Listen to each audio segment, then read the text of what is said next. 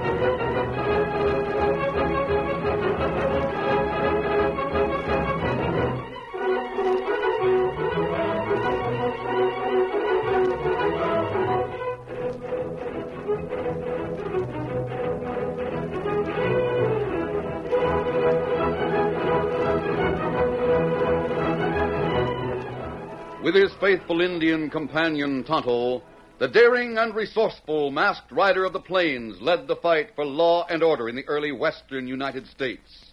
Nowhere in the pages of history can one find a greater champion of justice. Return with us now to those thrilling days of yesteryear. From out of the past come the thundering hoofbeats of the great horse Silver. The Lone Ranger rides again. Come on, Silver. Let's go, big fellow. I'm Silver. Hoy!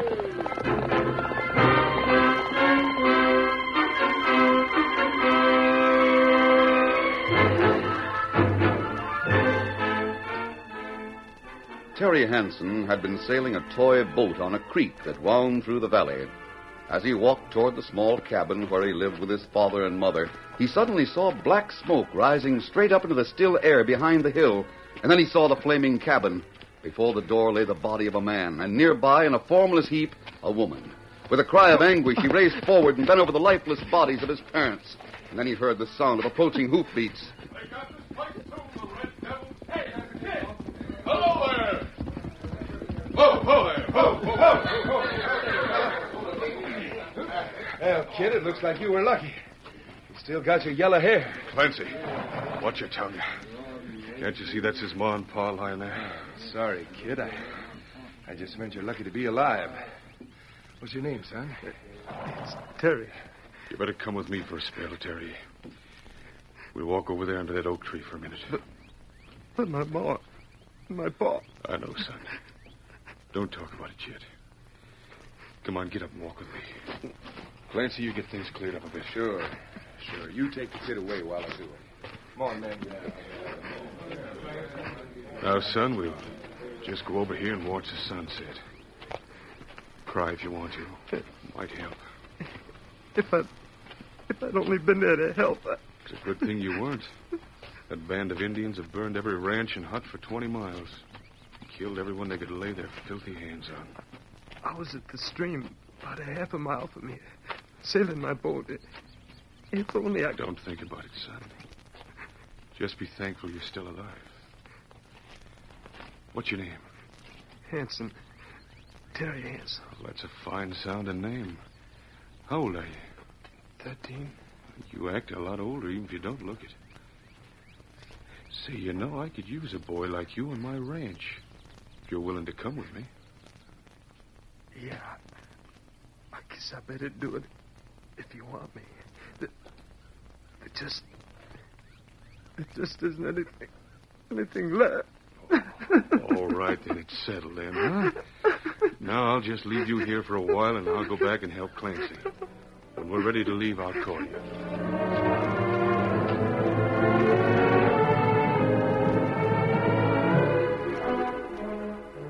Big Bill Craig was the kindest man Terry had ever known. But life at the Craig Ranch wasn't easy for the boy. Big Bill was always busy, and the ranch hands were rough, hard men who delighted in teasing the small boy whose burning ambition was to be the best rider in the West. Each time the cowhands rode the wild broncos that were rounded up and put in the corral, he watched every move with burning, envious eyes. Watch him right then! Look at that sunfish! Oh, you're telling him! He's a wild one, all right. Hey, open that gate. He's got him under control. Let him ride it out. That's it. Well, kid, seen some pretty good riding today. Of course, that's nothing to what you'll be doing in a couple of months. Maybe you'd like to try today, huh? Maybe you break your next bronc, no? I bet I can do it. Well, maybe we should let him try. After all, he's going to be the best rider in the world, ain't he? Well, then he better start pretty soon. What horse you want to ride, kid? Clancy, Big Bill, he will not like it if we do this. Big Bill said to let the kid do what he wants to do. Let him have a belly full of what a wild horse can do to you. You want to try, kid? Well, sure. Sure, I'll try. I'm not afraid. Want to pick your horse? I'd like to ride that yellow one. Big Bill said I could have him after he's broke. You mean the sandy-looking nag over near the fence? He's kind of gold-looking to me. Clancy, I do not think we should do this. Go on, Max Rope, and we'll have some fun. You're going to be a bronc buster, kid. Come on. Terry's heart pounded madly as he got into the saddle, while the cowboys held the big horse that trembled with fear and excitement. Let him go, Max.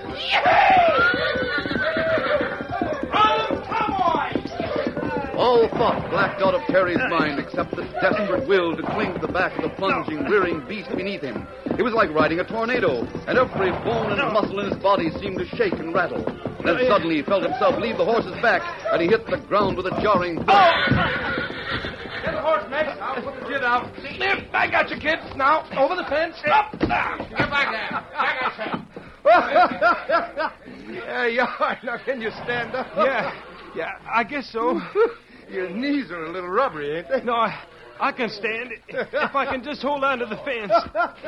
Well, I must say, you make a pretty bird flying through the air.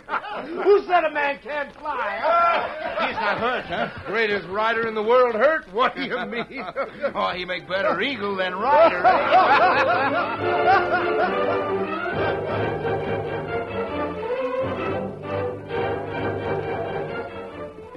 It was mid-morning of the following day, and the Lone Ranger, with his Indian companion Tonto, rode slowly along the trail near the Craig Ranch. The sun was hot on their backs, and the Lone Ranger reined in his big white horse as they topped a small hill and saw the ranch buildings below. We can get water there, Tonto. That's the Craig Ranch, I believe. Ah. That one place Curly Joe not burned. Curly Joe's afraid to raid the big ranches. He and his band of Indians go after the little people with no protection.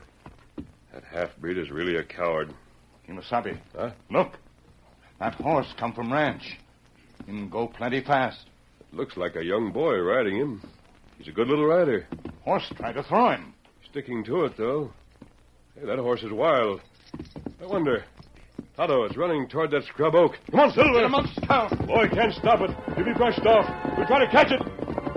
The great horse Silver galloped faster and faster, with Scout at his heels, cutting across the path of the runaway horse with Terry clinging to its back. But though the wild horse was fast, Silver was faster and carried his master close to the speeding animal. The Lone Ranger grasped the bridle and turned the horse's head as Tonto rode up on the other side. Ho there, ho! Ho! Hold him, Tonto! Me got him. On there, ho! Ho, Scout, up on it. Ho, Silver, ho there, ho! Well, son, that was close. Gosh, I couldn't stop him. You'd better get off and rest a while. We'll tie him to a tree for you. Go on, we'll hold him. Yeah, I guess I better. Let me tie horse, Kimasabi. Fine, Tonto. I'd like to talk to the boy. Steady, Silver. He's a big fellow. Get him up, Scout. Come, fella. Come. Better sit down for a minute, son. You're a little shaky. Yeah. Say, you're wearing a mask. Are you... It's all right. I'm not an outlaw. Oh, you must be. Please don't take my horse. He's the first horse I ever owned. Please don't take him. I have no intention of taking him. I just want to help you. Oh, just give him back to me. If you do, I won't tell anyone I saw you. Honest, Did you ever see one of these before? What is it? A silver bullet. You've been around the Craig Ranch. You must have heard some stories about silver bullets. And you're riding a big white horse. And there's an Indian with you. Well, you must be... You're the Lone Ranger. You haven't told me your name yet. It's Terry. Terry Hanson. That horse of yours hasn't been ridden much, has it, Terry? No, sir. I was trying to break it myself. You're rather young to be a bronc buster, aren't you? They laughed at me yesterday when Nugget threw me. Nugget? That's what I named my horse. He's kind of gold-looking. Yes, he is. They said I looked more like a bird than a rider, so I'm going to show him. Oh? Whom do you mean? The ranch hands at Mr. Craig's ranch. Mr. Craig gave me that horse. Did he tell you to break the horse alone? Well, no, sir, he didn't, but when people make fun of you, you sort of want to... Yes, I know what you mean. But Big Bill Craig wouldn't want you to be hurt. Do you work for him? I help around. I like Big Bill, but I don't want to stay at the ranch much longer. Why? I want to be a good rider. I want to be the best rider in the West. But they're always making fun of me and laughing. You are a good rider, Terry. There aren't many boys your age who could ride that horse the way you did. The cowhands all left the ranch today, all except old Ned. He helped me saddle Nugget. I wanted to be riding Nugget when they got back tonight and laugh in their faces. I'll show them. A wise man doesn't risk his neck to show off, Terry. He saves his courage for a time when it's really needed. Then he doesn't care whether anyone is there to applaud or not. Well, yeah. I guess I did want to show off a little. Maybe they were right to laugh.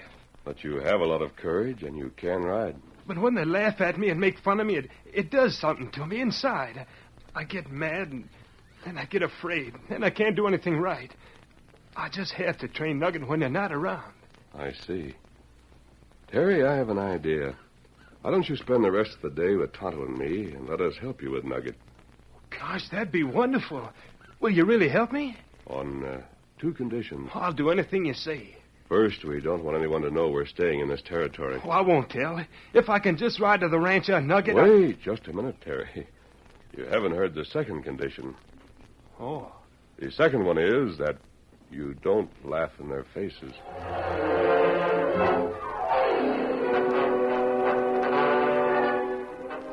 The following days were happy ones for Terry as he rode proudly over the ranch on Nugget. But the ranch hands soon discovered another way to tease him, by making fun of his horse. Then Big Bill Craig went east on business. The following day, Clancy discovered Terry packing his saddlebag. Well, kid, where do you think you're going? You and that tinsel mule going to take a trip? I don't like it here without Big Bill. I'm leaving. Oh, going to start a ranch of your own somewhere? Laugh if you want to, but I'm going to Frontier Town and get a job on the Pony Express. Big Bill said I could try it any time I wanted to. Well, I'll be doggone. Well, how do you know they'll hire you? Big Bill told me all about it. They like good riders that don't weigh much. But you're just a sniff-nosed kid. They've hired lots of young boys, and I can ride as well as any of them. You don't even know how to get to Frontier Town. Oh, yes, I do. And don't you try to stop me. Oh, I ain't stopping you. But don't blame us for laughing when you come back, begging for the job of stable boy. Terry had covered over 30 miles on his way to Frontier Town. It was noon of the second day when he stopped to water his horse at a small stream that crossed the trail. He was filling his canteen when suddenly he heard hoofs on the trail behind him, and a swarthy man stopped beside him at the stream. Hot day. Yeah, it is. Fine horse you got. Oh, he sure is. He's fast, too. You live around here? I did live at the Craig Ranch, but I'm leaving. I'm going to Frontier Town. You got a long way to go. I'll get there in a couple days. How much you take for that horse? Oh, he's not for sale. Oh, no? Good, then I just take him for nothing. Get up. Hey, stop! Let go of that horse! Stop, I say, stop! You dirty thief! You... Nugget. Nugget!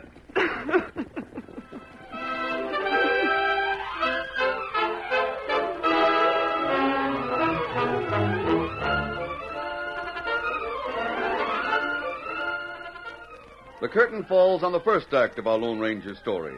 Before the next exciting scenes, please permit us to pause for just a few moments.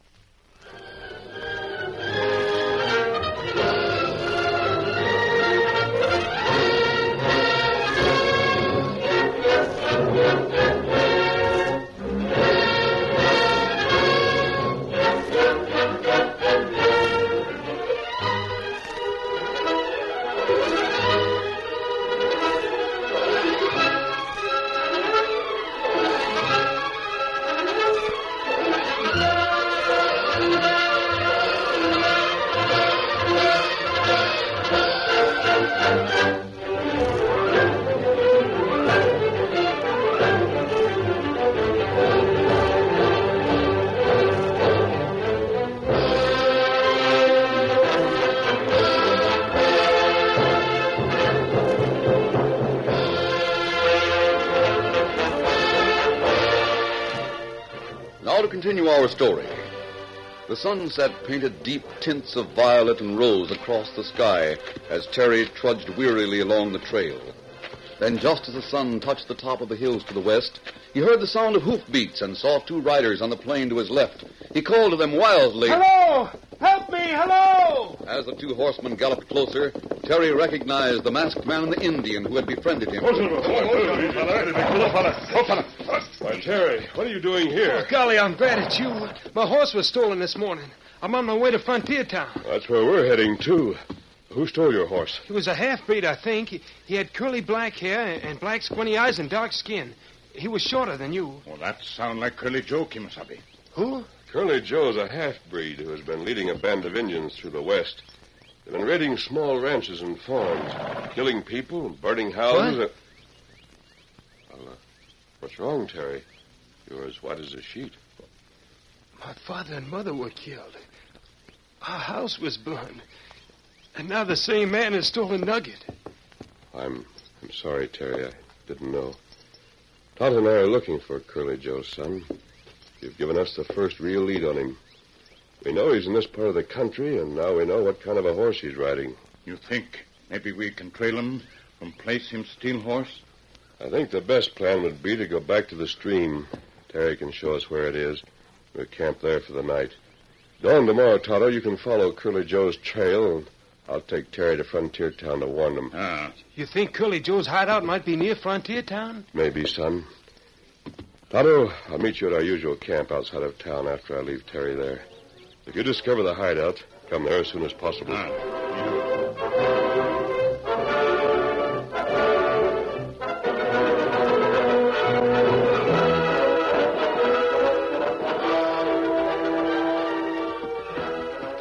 It was almost noon when the Lone Ranger stopped Silver at the outskirts of Frontier Town. Terry rode him back to the masked man on the big white horse. You can walk into town from here, Terry. People might get curious about my mask if I go any farther. Easy. I'll go straight to the express office. Tell them to send the word by Pony Express to all the towns in this territory to watch out for Curly Joe. You can give them his description. I'll do that. And maybe they'll give me a job riding one of these days. You could do it, I'm sure. But how about Big Bill Craig? He may not want you to leave his ranch. Oh, we talked that over before Big Bill left. He's gone east on business. He said I could do this any time I wanted to. But I was always welcome to come back if it didn't work out. Bill Craig is a fine man. I'll see you again, won't I, sir? I think so, Terry. After Tonto and I catch up with Curly Joe, we'll come back and look for you here in Frontier Town. Maybe we'll be able to bring Nugget back to you. I wish I could help you track down that outlaw. You'll be doing your bit by warning the people about him. Good luck, son. I'll go back and wait at our camp for Tonto. Come on, Silver. I hope you catch Curly Joe. Good luck.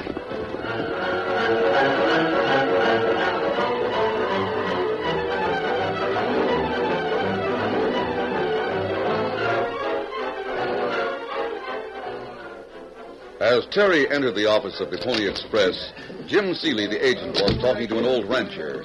Terry rushed forward excitedly. Could I speak to you a minute? Why, sure, son. What's wrong? There's an outlaw in this territory. His name's Curly Joe. He heads a band of Indians. They raid farms and kill people.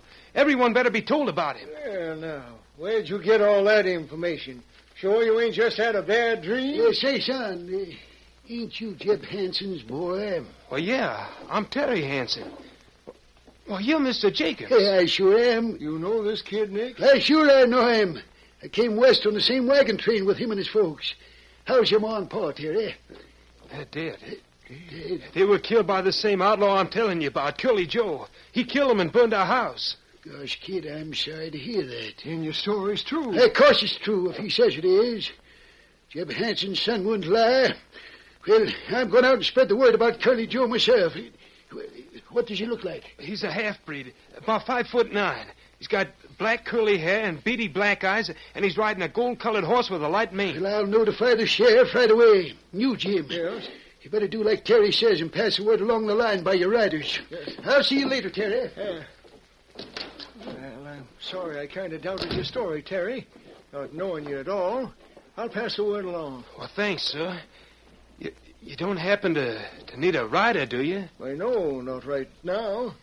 You looking for a job? It's always been my ambition to be a rider on the Pony Express. Yeah, but you're pretty young. I'm not as young as I look. You don't act young, that's so.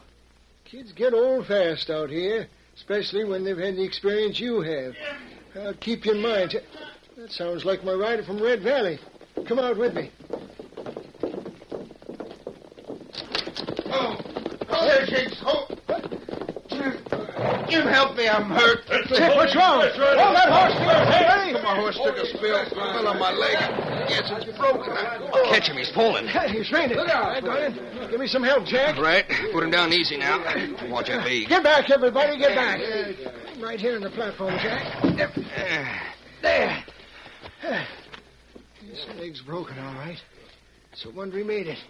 Must have taken a bad fall. Somebody get Doc Sanders. I'll get him. Your rider hurt, Jim? Yes, Snake. His leg's broken. Did you tell everybody about Curly Joe? Well, not everybody. But I'll tell this crowd right now. Listen, folks, I got some news. Come on, easy now, easy. Stay right there till the doc comes. How do you feel now, Dick? I'll be all right. Now, listen, folks. There's a yellow coyote in this territory that calls himself Curly Joe. He's leading a pack of murdering redskins that raid ranches, burning and killing. We're tacking his description on the post office bulletin board. Tell your neighbors about him. This here boy right beside me, Terry Hanson, was burned out of house and home by him. And his ma and pa were killed. Jim is going to send word to Carson City and warn them. I've got to have a rider, though, boys.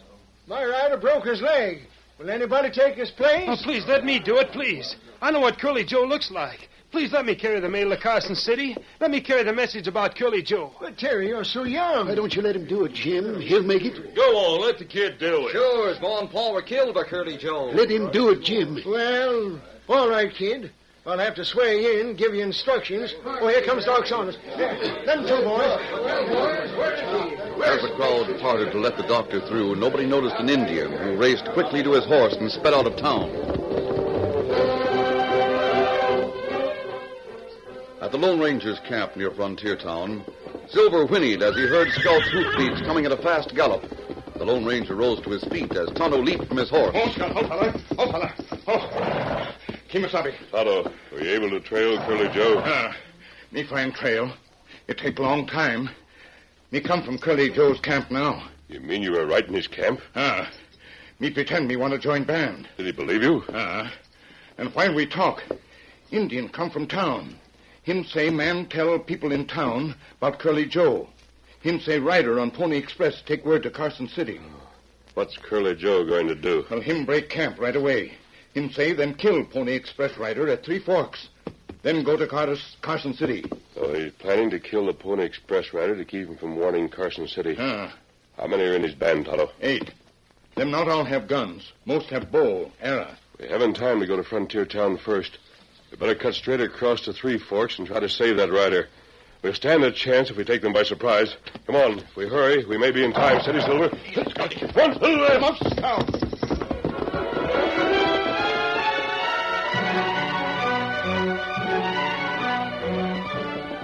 Terry's heart beat fast with joy and exultation as he galloped over the trail that led to Carson City. He was a rider on the Pony Express. As he neared Three Forks, he saw a band of horsemen coming toward the trail from the right. They were coming toward him at a dead gallop. Then Terry saw the horse that led them. It was Nugget and Curly Joe. The boy pulled up his horse and galloped off the trail, up a slope toward the shelter of some rocks. Faster, boy. I gotta get behind those rise. But just then his pony slipped and fell. Terry leaped from its back and scrambled behind the rock, where he turned to face his pursuers at the base of the slope. His gun shook in his hand as he fired. It was then that Terry saw 2 riders galloping toward the howling band below him. 4 guns blazed at once as the Lone Ranger and Tonto closed in from the other direction. The startled band of Indians scattered, leaving their leader crumpled in the dust, clutching a bleeding shoulder. The Lone Ranger leaped from his horse beside Curly Joe, who lay whimpering in the dirt, as Terry scrambled down the slope. It's Curly Joe, all right, Tonto. He's still alive. My shoulder. You drove him off. We've got Curly Joe. What? Why, Terry, what are you doing here? I'm riding the Pony Express. The other rider was hurt. I took his place. Well, I certainly didn't think you'd work that fast. Indians all gone, Kimasabi. It's Curly Joe we wanted, Tonto. You better fix his shoulder and we'll get him on a horse. He's going back to Frontier Town with us. He fix him. Golly, I was glad to see you coming. I thought I was a goner up there behind that rock. Tonto found out that Curly Joe was going to ambush the Pony Express rider. But we didn't know it would be you. Oh, look. There's Nugget. Oh, I'm glad he wasn't hurt. That pony you were riding seems to have hurt his leg when he fell. We better take him back to Frontier Town with us. Well, Nugget is yours now, son. You can change the saddles and ride him when you carry the mail.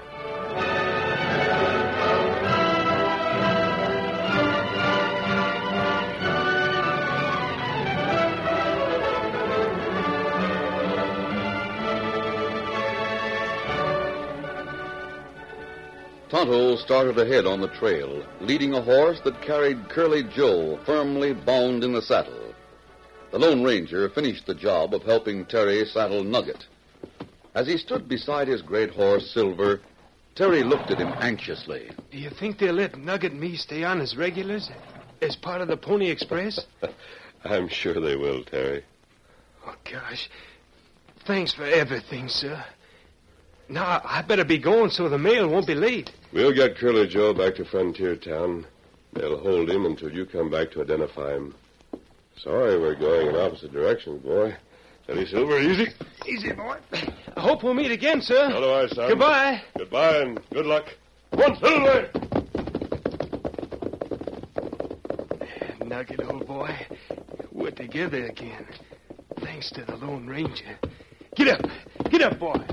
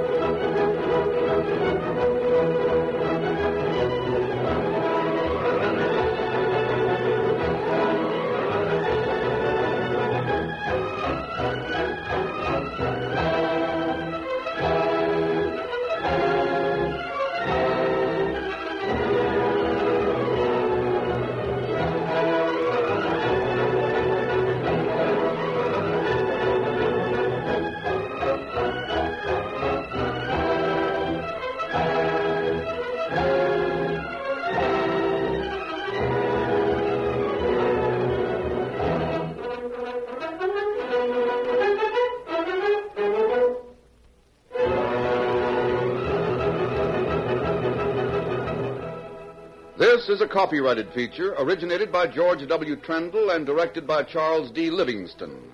The part of the Lone Ranger is played by Brace Beamer.